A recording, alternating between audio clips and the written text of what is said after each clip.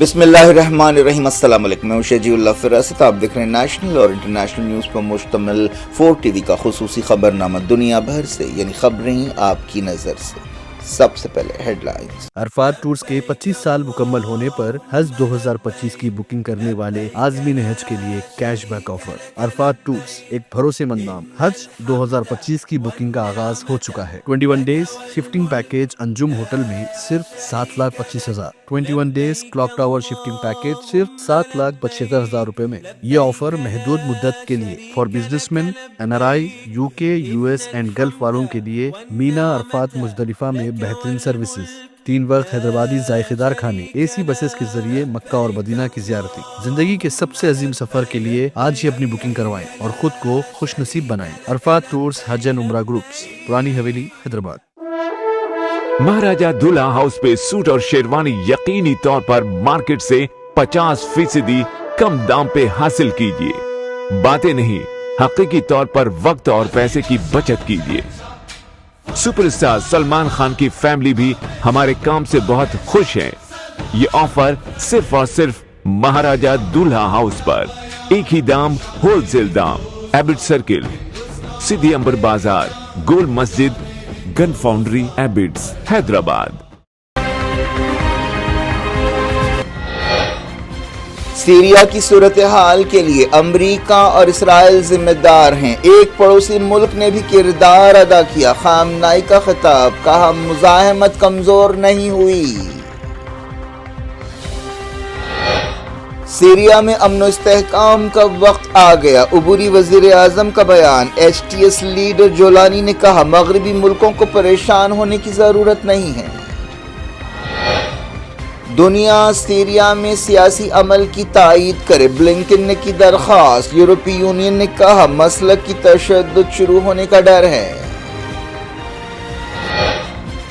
بشار حکومت گرنے کے بعد سیریا میں اسرائیل کے 500 حملے، رشیا نے کی مذمت، کہا نئی لیڈرشپ کے ساتھ ربط میں ہیں۔ غزہ میں 29 فلسطینی جاں بحق، نابلس میں فائرنگ کا واقعہ، 3 اسرائیلی زخمی۔ جنگ بندی پر جنرل اسمبلی میں ووٹنگ۔ سیریا سے 75 انڈینز کو باہر نکالا گیا، جموں کشمیر کے 44 زائرین شامل، لبنان سے کمرشل فلائٹس کے ذریعے واپس آئیں گے۔ راہل گاندھی نے کی اوم برلا سے ملاقات، کہا شخصی ریمارکس واپس لیے جائیں، دستور پر بحث چاہتے ہیں۔ لوک سبھا اور راجیہ سبھا کی کارروائی پھر ملتوی۔ سعودی عرب 2034 ورلڈ کپ کی میزبانی کرے گا، فیفا کے فیصلے پر انسانی حقوق تنظیموں کی تنقید۔ ہیومن رائٹس واچ نے کہا مائیگرنٹس قیمت چکائیں گے۔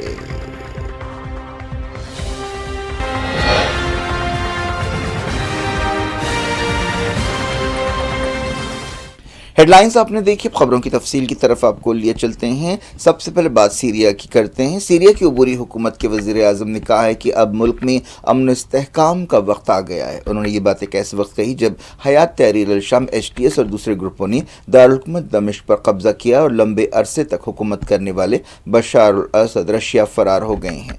باغیوں نے محمد البشیر کو عبوری وزیر اعظم مقرر کیا ہے، وہ 1 مارچ تک سیریا کی حکومت چلائیں گے۔ امریکہ کے secretary of state Antony Blinken نے تمام ملکوں سے کہا ہے کہ وہ سیریا میں جامع سیاسی عمل کی تائید کریں۔ انہوں نے کہا کہ اگر یہ حکومت معیارات پر پوری اترتی ہے تو اسے تسلیم کیا جائے گا۔ الجزیرہ سے بات چیت کرتے ہوئے عبوری وزیر اعظم نے کہا کہ یہ وقت ہے کہ لوگ استحکام اور امن سے فائدہ اٹھائیں اور اس کا جشن منائیں۔ عہدیداروں نے بتایا کہ بشار الاسد ماسکو میں ہیں، رشیا نے بھی اس بات کی تصدیق کر دی ہے۔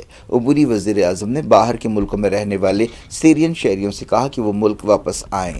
سیریا جنگ کے دوران لاکھوں شہری الگ الگ ملکوں، خاص طور پر ترکی میں پناہ لینے کے لیے مجبور ہوئے تھے۔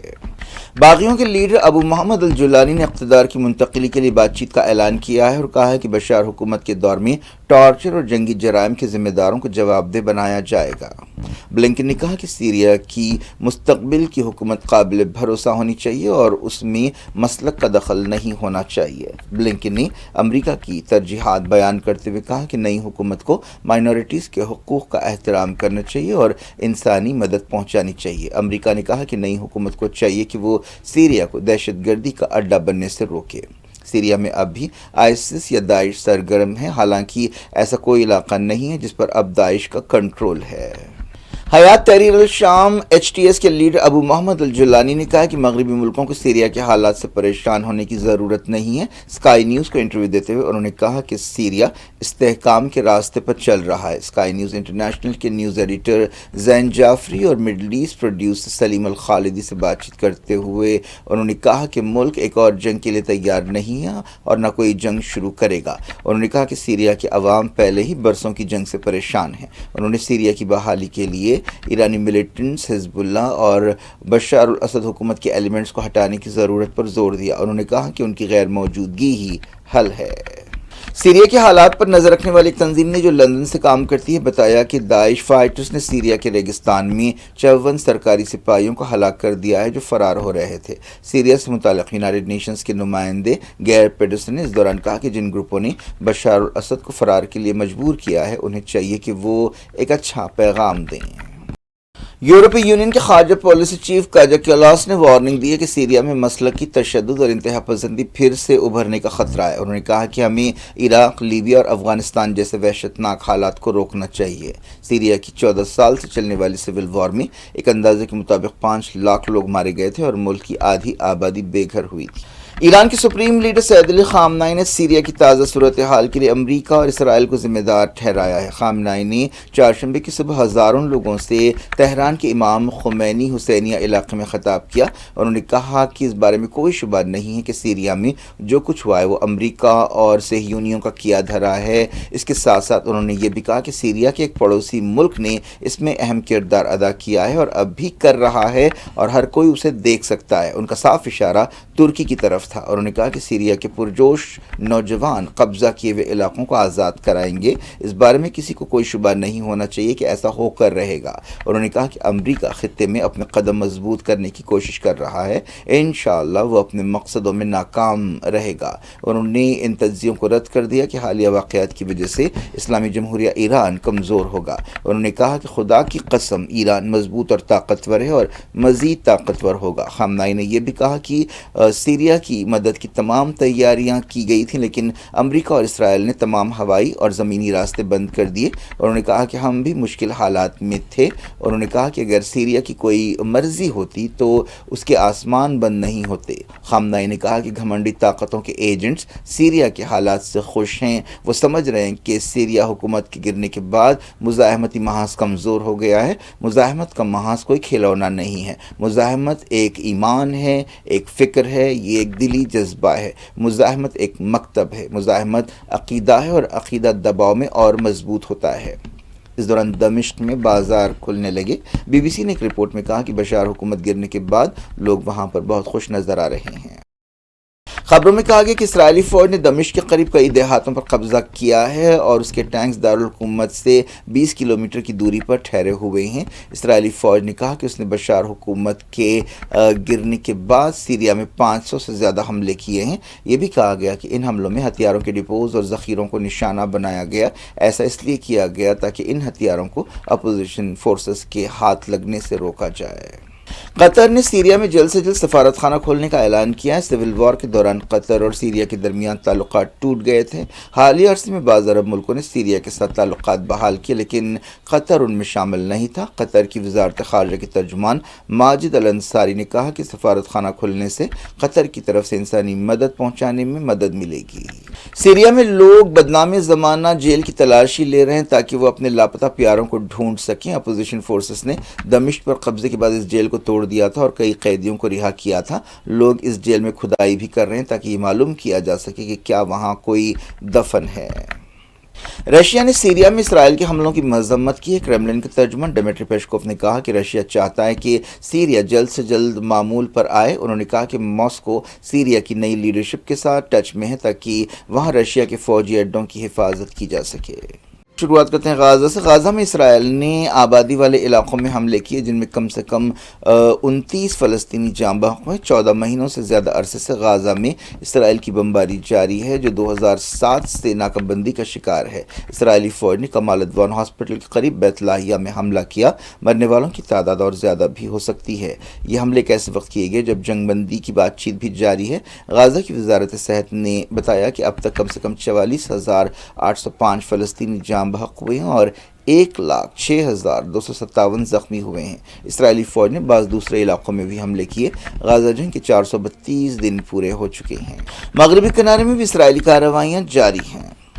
مغربی کنارے میں نابلس کے قریب بندوق برداروں کی فائرنگ میں 3 اسرائیلی زخمی ہوئے۔ یہ حملہ مزار یوسف کے قریب کیا گیا۔ اس مقام پر یہودی اور مسلمان دونوں کا دعویٰ ہے۔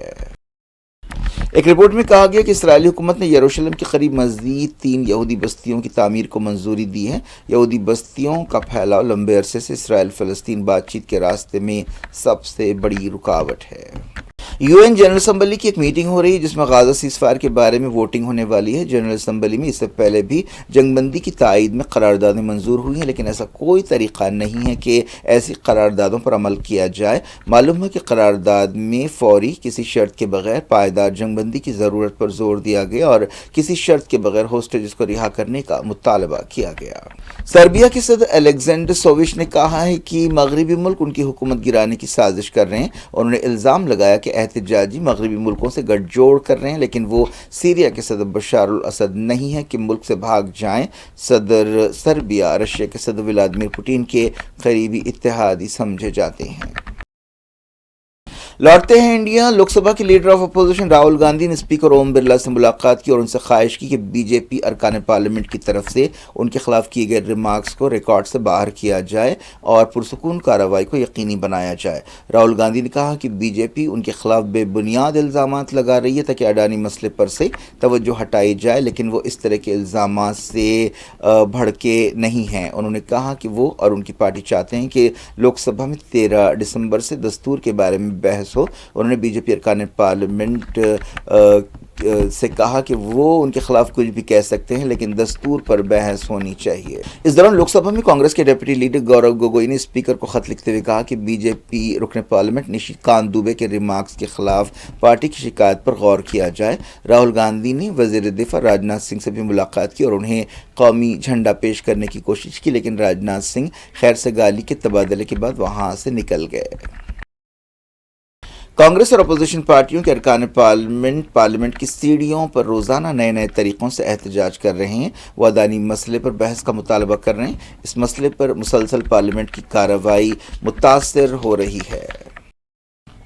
صدر کانگریس ملکارجن کھڑگے نے الزام لگایا کہ راجیہ سبھا کی کارروائی قاعدوں کے تحت نہیں چلائی جا رہی ہے۔ لوک سبھا میں کانگریس کے ارکان نے منی پور، اڈانی اور دوسرے مسئلوں پر گڑبڑ کی اور کہا کہ منی پور میں ناکامیوں کو چھپانے کے لیے جارج سوروس کا مسئلہ اٹھایا جا رہا ہے۔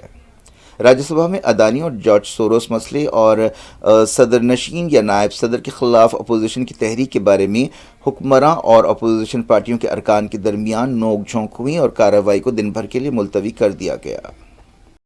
سیریا سے 75 انڈینز کو باہر نکال لیا گیا ہے۔ وزارت خارجہ نے دہلی میں یہ بات بتائی۔ وزارت نے کہا کہ انہیں حفاظت کے ساتھ لبنان پہنچایا گیا اور وہ وہاں سے دستیاب کمرشل فلائٹس کے ذریعے انڈیا واپس ہوں گے۔ وزارت خارجہ نے کہا کہ دمشق میں انڈین ایمبیسی کے تعاون سے یہ آپریشن کیا گیا۔ ان میں جموں کشمیر سے تعلق رکھنے والے 44 زائرین شامل ہیں جو مزار سیدہ زینب میں پھنس گئے تھے۔ وزارت نے کہا کہ حکومت سیریا کی صورتحال پر نظر رکھے ہوئے ہے۔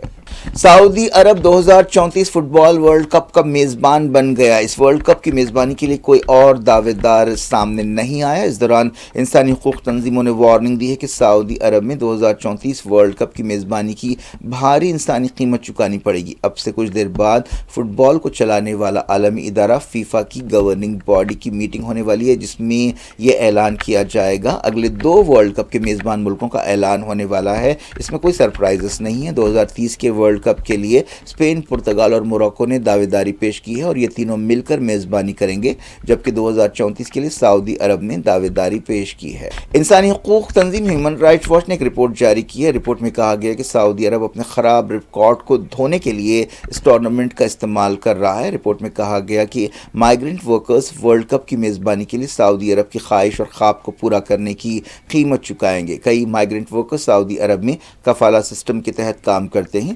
سعودی حکومت نے حالیہ برسوں میں کئی سدھار کیے ہیں، لیکن اب بھی بیرونی ورکرز کا ایکسپلائٹیشن ہوتا ہے اور وہاں پر سعودی کمپنیوں کو بیرونی ورکرز پر غیر معمولی کنٹرول حاصل ہے۔ سعودی عرب میں پریس کی آزادی پر بھی تشویش پائی جاتی ہے۔ اس کے علاوہ کئی دوسرے مسائل ہیں جن میں عورتوں اور LGBT کے حقوق بھی شامل ہے۔ قطر میں ورلڈ کپ کی میزبانی کے وقت بھی ایسے مسائل اٹھائے گئے تھے۔ انسانی حقوق تنظیموں نے سعودی عرب کو ورلڈ کپ کی میزبانی دینے پر فیفا پر تنقید کی اور کہا کہ جب تک سعودی عرب کا انسانی حقوق ریکارڈ بہتر نہیں ہو جاتا یہ عمل روک دینا چاہیے۔ ایک انسانی حقوق کارکن دینا الحلول نے کہا ہے کہ MBS کے دور میں سعودی عرب میں ظلم جاری ہے۔ ان کی بہن کو 2018 میں عورتوں کے حقوق کے لیے آواز اٹھانے کے لیے جیل میں ڈال دیا گیا تھا۔ اب بھی ان پر بیرونی سفر پر پابندی ہے اور وہ ملک چھوڑ کر نہیں جا سکتی۔ 7 سال پورے ہو چکے ہیں۔ دینا الحلول نے اب تک اپنے خاندان والوں سے ملاقات نہیں کی ہے۔ انہوں نے کہا کہ سعودی عرب ایک خالص پولیس اسٹیٹ ہے۔ کیا کچھ ہو رہا ہے آپ کی دنیا میں؟ آخر میں ہیڈ لائنز دنیا بھر سے ایک بار پھر دیکھتے ہیں۔ عرفات ٹورز کے 25 سال مکمل ہونے پر حج 2025 کی بکنگ کرنے والے عازمین حج کے لیے cash back offer. Arafat tours ایک بھروسے مند نام۔ حج 2025 کی بکنگ کا آغاز ہو چکا ہے۔ 21 days shifting package Anjum hotel میں صرف 7,25,000۔ 21 days clock tower shifting package صرف 7,75,000 روپے میں۔ یہ آفر محدود مدت کے لیے for business man, NRI، UK، US and golf والوں کے لیے۔ مینا عرفات مزدلفہ میں بہترین سروسز، 3 وقت حیدرآبادی ذائقہ دار کھانے، AC بسز کے ذریعے مکہ اور مدینہ کی زیارتیں۔ زندگی کے سب سے عظیم سفر کے لیے آج ہی اپنی بکنگ کروائیں اور خود کو خوش نصیب بنائیں۔ عرفات ٹورز حج اینڈ عمرہ گروپس، پرانی حویلی، حیدرآباد۔ महाराजा दूल्हा हाउस पे सूट और शेरवानी यकीनी तौर पर मार्केट से 50% कम दाम पे हासिल कीजिए। बातें नहीं, हकीकी तौर पर वक्त और पैसे की बचत कीजिए। सुपरस्टार सलमान खान की फैमिली भी हमारे काम से बहुत खुश है। ये ऑफर सिर्फ और सिर्फ महाराजा दूल्हा हाउस पर। एक ही दाम, होलसेल दाम। एबिट सर्किल, सिद्धि अंबर बाजार, गोल मस्जिद, gun foundry, Abids, Hyderabad.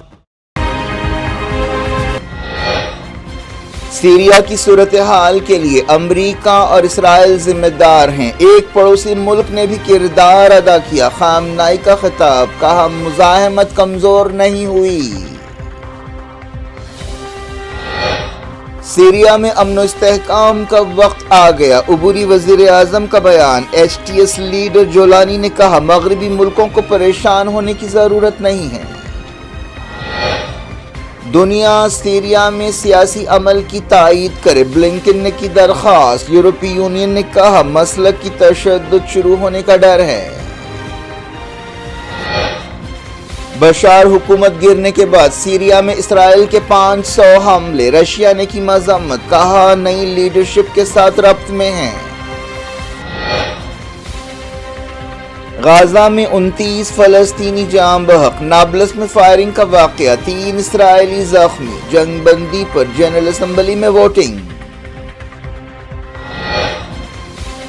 Syria से 75 इंडियंस को बाहर निकाला गया। जम्मू कश्मीर के 44 ज़ायरीन शामिल। लेबनान से कमर्शियल फ्लाइट्स के जरिए वापस आएंगे। राहुल गांधी ने की ओम बिरला से मुलाकात, कहा शख्सी रिमार्क्स वापस लिए जाएं, दस्तूर पर बहस चाहते हैं। लोकसभा और राज्यसभा की कार्रवाई फिर मुलतवी। सऊदी अरब 2034 वर्ल्ड कप की मेजबानी करेगा। फीफा के फैसले पर इंसानी हुकूक तंजीमों की तनकीद। ह्यूमन राइट्स वॉच ने कहा माइग्रेंट्स कीमत चुकाएंगे।